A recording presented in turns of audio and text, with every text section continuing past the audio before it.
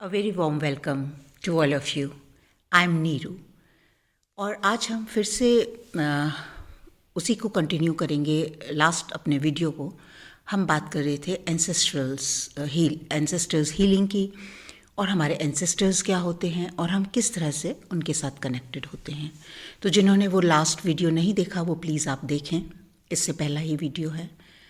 और किस तरह से हमारे चक्रास जो हैं वो कनेक्टेड रहते हैं उनकी मेमोरीज से, उनके जो भी ट्रॉमास से, वुंड से, और जो भी हम इनहेरिट करते हैं उनसे। It can be good also, it's not कि हम अपने एंसेस्टर्स से जो है वो सारी चीज़ें जो है वो बैड ही इनहेरिट करते हैं। ऑफ कोर्स गुड भी इनहेरिट करते हैं, आप you can see in many families there are so much of prosperity which goes from generation to generation, or so many things like you must be having some qualities also in you, so that can be a blessing of your ancestors. लेकिन हम कुछ ऐसे ancestors की बात कर रहे हैं जो इतनी अवेयरनेस में नहीं थे। तो आज हम इसका एक स्पिरिचुअल एस्पेक्ट देखेंगे, और I am going to share a few of my experiences with my ancestral karma or pitradosh. So let's start with what is this the spiritual aspect of this ancestral healing or ancestral karma. हम पूरी life time बहुत ignorance में बिताते हैं, और सबसे बड़ी बात है कि जो हमारी लाइफ का सबसे बड़ा ट्रूथ है, डेथ, हम उसको एक्सेप्ट करने के लिए तैयार नहीं हैं। जैसे बर्थ इम्पॉर्टेंट है, बर्थ तभी होगा जब डेथ होगी। If I and my journey here, तभी मैं दूसरे जन्म में जा सकूँगी। और जो हमारी 3D कॉन्शियसनेस है, जो हमारी मदर अर्थ है, वो सबसे बड़ा स्कूल है लर्निंग के लिए, किसी भी सोल के लिए। ये हमको सब कुछ पता होता है, और इसी तरह हम जब हम अपनी लाइफ स्टोरी लिखते हैं कि हम किन लोगों अगले लाइफ में हम कौन से लेसन्स लर्न करने वाले हैं, हमने क्या क्या सीखना है, क्या क्या करना है। बट जब हम अपनी लाइफ में आते हैं और इस मदर अर्थ के ऊपर होते हैं कॉन्शियसली, हम उन सब चीज़ों को भूल जाते हैं और एक ईगो माइंड के साथ ऑपरेट करते रहते हैं। तो जो भी हमारे ऐसे एंसेस्टर्स जिन्होंने बिना सोल एवोल्यूशन के, बिना किसी स्पिरिचुअल वर्क के अपनी शरीर को छोड़ा है, उनके साथ क्या होता है। बिकॉज पूरी life they live in arrogance, they created so much of bad Karma. उन्होंने जो इल्यूशंस हैं, रादर कि जो मटेरियलिस्टिक गेन्स हैं, सिर्फ उनके लिए लाइफ जी है। उनकी रिलेशंस जो है वो अटैचमेंट्स वाले थे, एक्सपेक्टेशंस वाले थे। They learn how to control others, they have false ego game, false power games, killing, cheating others, made fool of innocent people, misuse of your authorities. जिस क्षेत्र में भी आप काम करते हैं, वहाँ पर जो भी आपकी अथॉरिटीज़ होती हैं उनको मिसयूज़ करना सिर्फ अपने पर्पस के लिए। सो ऑन द होल हम एक ऐसी लाइफ जीते हैं जो हमारी सेल्फ ग्रेटिफिकेशन के लिए होती है और हमारी 5 सेंसेस के साथ कनेक्टेड होती है, लो डिज़ायर्स वाली लाइफ। और जब हम इस तरह की लाइफ जीते हैं और अपने ऊपर कोई भी स्पिरिचुअल वर्क नहीं करते, तो उस टाइम जब हम इस बॉडी को छोड़ते हैं तो हम एक अनफुलफिल्ड सोल की तरह इस बॉडी को छोड़ते हैं, ना कि अवेयरनेस में। और हमारे पास इतनी लाइट नहीं होती कि हम हायर डायमेंशंस में मूव कर सकें। तब क्या होता है, तब हम अपने लो डायमेंशंस में, जैसे आप हेल बोलते हैं, या 1D 2D, जहाँ पर बहुत डार्कनेस है, जहाँ पर पहले से ही इस तरह की सोल हैं जिनके पास अपनी लाइट नहीं है और पता नहीं कितने टाइम से वो वहाँ पर हैं। हर तरह के डीमंस हैं, जो भी लो वाइब्रेशनल एनर्जी के साथ ऑपरेट करते हैं, और वो किसी भी लेवल की हो सकती हैं।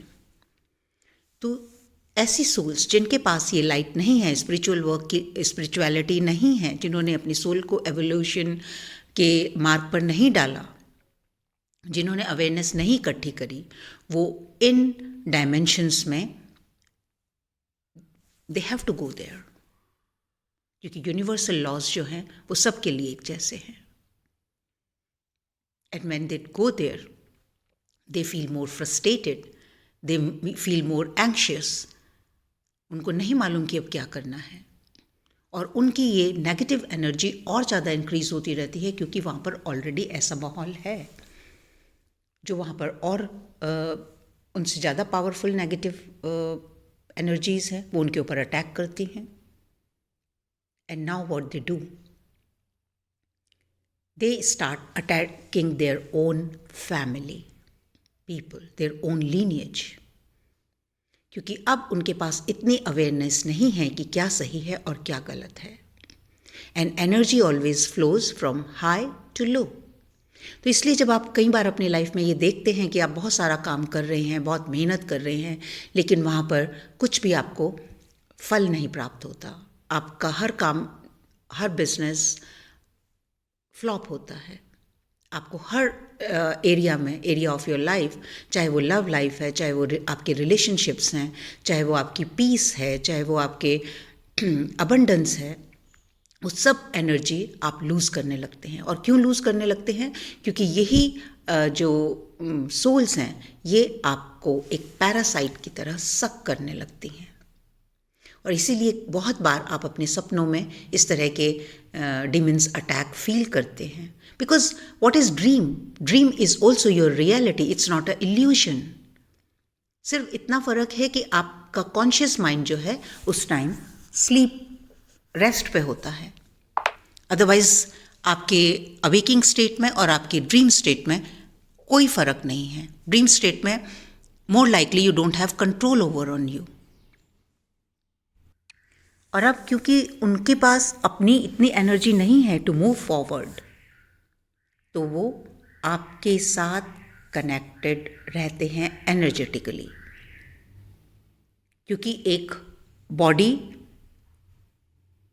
With soul and without soul there is no difference. सिर्फ डिफरेंस है ये ग्रॉस बॉडी का, और उनकी वाइब्रेशन इतनी लो होती हैं कि उनको नहीं पता कि वो क्या कर रहे हैं। और आपके साथ कैसे कनेक्ट करते हैं? क्योंकि आप भी उन अटैचमेंट्स में हैं, आप भी उन लोअर वाइब्रेशन में हैं, आप भी वो जो उनकी ट्रॉमेटिक हिस्ट्री है उनको अपने, उनकी मेमोरीज़ जो हैं, अपने एंसेस्टर की जो मेमोरीज़ हैं, वो आपने अभी तक अगर अपने ऊपर काम नहीं किया है तो those memories you carry in your lower chakras। ये हमने अपने लास्ट वीडियो में डिस्कस किया है, और उसके साथ एक एनर्जेटिक बॉन्ड बना रहता है। आप अपनी लाइफ में जो भी कुछ करते रहें, जो भी जितनी भी मेहनत करते रहें, सो कि आपको अपनी लाइफ में कोई अच्छा लाइफ पार्टनर भी नहीं मिलता, because they don't want to. वो नहीं चाहते कि आप मूव ऑन करें, वो नहीं चाहते कि आपकी तरक्की हो, वो नहीं चाहते कि आप प्रॉस्पेरिटी गेन करें। They don't have that kind of a knowledge, they don't have that kind of a awareness. और यहाँ पर आप अपना सब कुछ लूज करना शुरू कर देते हैं। And specially now if I talk about the people those who are twin flame journey, this is also one of the reason आपके सेपरेशन का। जब तक आप अपने ऊपर इनर वर्क नहीं करेंगे, जब तक आप अपने इन लो वाइब्रेशनल इमोशंस को जो आपने इनहेरिट किए हैं, या आपने अपनी भी जर्नी जो आपकी एक इंडिविजुअल जर्नी भी है, बिकॉज हर सोल की दो तरह की कॉन्शियसनेस होती हैं जहाँ से वो अपनी प्रोग्रामिंग को इनहेरिट करते हैं। One is your personal journey, और एक जो आपका फैमिली कार्मा है, जो आपके एंसेस्ट्रल जर्नी है, जो लीनिएज है, जहाँ से आप अपने मदर से और अपने फादर से जो भी आप इनहेरिट कर रहे हैं, और वो सब मेमोरीज आपके पास हैं। तो यहाँ मैं थोड़ी सी साइंस एंड सिम्टम्स आपके साथ शेयर करूँगी और मैं अपने एक्सपीरियंस से करूँगी कि मैंने क्या एक्सपीरियंस किया जब तक मुझे अवेयरनेस नहीं थी। तो व्हेन आई हैड इनफैक्ट ये मुझे भी बाद में पता चला, जबकि वो मेरे एस्ट्रोलॉजिकल चार्ट में था कि मुझे पितृदोष है। So I use to feel all these, जो भी मैंने अभी आपके साथ शेयर किया कि आपके साथ क्या क्या होता है। I went through each and every experience. बहुत हार्ड वर्क करने के बाद भी सक्सेस नहीं मिलती थी। फैमिली मेंबर्स में there was no disharmony in my relationships. और ऐसी स्थिति में अगर आप कहीं से मनी गेन कर भी लेते हैं तो you lose that money unnecessarily. आप एक कार्मिक मैरिज को अट्रैक्ट करते हैं, जो मैंने भी की। And in that marriage, I had everything, every kind of abuse you can imagine, physical, sexual, financial, emotional, हर तरह का जो उस time they block your mind. आपको नहीं पता चलता कि आप क्या कर रहे हैं, आप किसको चूज़ कर रहे हैं। आप अपनी जो इमोशनल, आपकी बॉडी इतनी वुंडेड होती है, आप इमोशनली इतने वीक होते हैं कि आपको किसी न किसी के सहारे की ज़रूरत होती है। And in that point of time you choose anyone and everyone. आपके अंदर इतनी सामर्थ्य नहीं होती कि आप अपने एक डिवाइन काउंटर पार्ट को चूज़ कर सकें।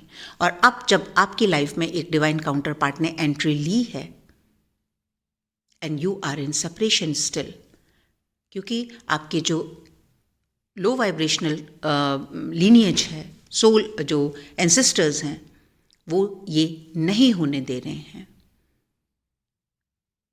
और आप हमेशा डिपेंडेंट रहते हैं इमोशनली, फाइनेंशियली, मेंटली औरों के ऊपर। आप अपने डिसीजंस नहीं ले सकते, हमेशा डाउट में रहेंगे। किसी भी तरह का रिलेशनशिप सक्सेसफुल नहीं होगा, वहाँ पर हर तरह के चैलेंजेस होंगे और बहुत सारी चीज़ें आपको, जब आप थोड़ा अवेयरनेस में आना शुरू करते हैं, and that's what it happened with me when I started questioning कि what is this happening in my life, कि मैं सब चीज़ें सही करते हुए भी मुझे उसका फल क्यों नहीं प्राप्त होता। And when you start praying to God, then God shows you. And the biggest way of communicating with you is your dream. So जब आपको किस किस तरह के ड्रीम्स आते हैं, आप कभी देखते हैं कि आप बहुत सारा खाना बन रहा है, आप अपने एंसेस्टर्स को देखते हैं, they are asking for food. जो मैं हमेशा देखती थी कि मैं खाना बना रही हूँ और माय एंसेस्टर्स अराउंड मी, मुझे उसका मतलब नहीं मालूम था। तो आपका सबकॉन्शियस माइंड जो है वो आपको सिग्नल्स भेजने शुरू कर देता है। कई बार अब क्योंकि मैं बहुत लोगों के साथ काम भी कर रही हूँ, तो मैं उनके भी एक्सपीरियंसेस जो हैं वो आपके साथ शेयर कर रही हूँ कि आप अपने आप को बाथरूम में बहुत बार देखते हैं, वॉशरूम्स में। कई बार आप देखते हैं कि वॉशरूम्स जो है वो ओपन है और कोई आपको देख रहे हैं। ये सब वार्निंग साइंस हैं। आप बहुत सारे डेड एनिमल्स को, there is a girl in my group, she sees always dead animals. या आप देखते हैं कि आप literally you can feel that lots of ये चूहे, कॉकरोचेस, इस तरह के जानवर आपके घर में होंगे या आपके ड्रीम में आएंगे। बहुत भयानक animals you can see in your reality as well as in your dream. So ये बहुत सारी एक मुझे बहुत रिपीटेडली ड्रीम आता था कि मैं देखती थी बारिश हो रही है, माय जो मेरी रूफ है वो लीक कर रही है। So these are the premonitions you are getting, these are the dreams you are getting through your dream work. Your subconscious mind is showing you to do something about it. And what you have to do? You have to work on yourself. You have to, आपको inner work जिसको आप बोलते हैं, क्या है inner work? अपने आप को पहचानना, अपनी लाइफ को देखना और ये पहचानना कि आपने किस लिए जन्म लिया है। आपने जन्म लिया है अपनी कॉन्शियसनेस को राइज करने के लिए। आपने यहाँ पर बहुत बंगला गाड़ी, पावर, इसको इकट्ठा करने के लिए नहीं जन्म लिया है। You have to bring your life in divine order, because that is the only way to live a better life. That is the only way to learn how to discard yourself from all these, lower vibrational attacks. जो आपको dream paralysis होते हैं, जो आपको demon attacks feel होते हैं, they are all done by your low vibrational ancestors. और जब मैं ये बोल रही हूँ तो इसका मतलब ये नहीं है कि you start hating them now. ऐसा होता है और मैं ये इसलिए शेयर कर रही हूँ कि ये मेरे साथ हुआ। जब मुझे इस रियलिटी का पता चला, I used to hate it कि why they are doing that to me, मेरे साथ क्यों कर रहे हैं ये। But that is not awareness. I was doing the same thing what they did. And as soon as I started working on myself, I come at the place of forgiveness. मुझे समझ आया कि उन्होंने क्या गलती की। उन्होंने गलती की कि अपने ऊपर काम नहीं किया। वो इस एक इल्यूजन वाली लाइफ को सच मान बैठे। And that is my purpose to make this video and share with you all, so I can share my experiences with you. और जैसे जैसे मैंने अपनी हीलिंग की, फॉरगिवनेस की, अपने एंसेस्टर्स के लिए गॉड से प्रे किया, उनके लिए अनुष्ठान किए, उनके लिए डोनेशंस दिए, उनके लिए जो भी that people those who are working with me, I share with them. Tarpan is good way. तो जैसे जैसे मैंने अपनी हीलिंग की, and the most important part is when you work on yourself, on your thought process, on your emotional body, on your chakras. जब आप इन layers को ख़त्म करते हैं, इन ट्रॉमेटाइज्ड लेयर्स को, इन कार्मिक बंधनों को, इन जो भी आपके नेगेटिव एस्पेक्ट्स हैं, जो भी आपकी शेडो साइड्स हैं, जैसे जैसे वो आपके अंदर से ख़त्म होती हैं, that is the best way to disconnect from all this baggage. And the most important thing here I want to tell you everything, the forgiveness. Please don't come in that space of hating them. उन्होंने किया क्योंकि उनके पास awareness नहीं थी, लेकिन आपके पास awareness है. So this is so very important to understand the phenomena and understand that if something is not happening in your life, why it is not happening. And if you are really claiming your union with your divine counterpart, you have to get out of this mess. So be good to yourself, be aware, be in forgiveness, and heal yourself, my dear friends. You look after yourself because you do deserve a very good abundance life. Bye for now.